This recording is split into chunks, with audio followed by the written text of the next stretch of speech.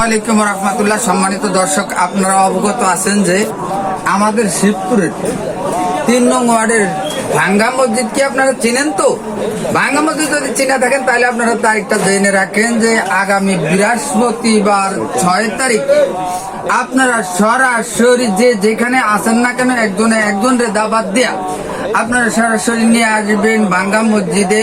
ওখানে মাসিক ইজতেমা এবং সবগুজারি এবং চরমনার যে সমস্ত মুজাহিদ ভাইরা আছেন আপনারা অন্য অন্য ভাইদেরকে দাওয়াত দিয়ে আপনারা সরাসরি নিয়ে আসবেন আসর বাদ।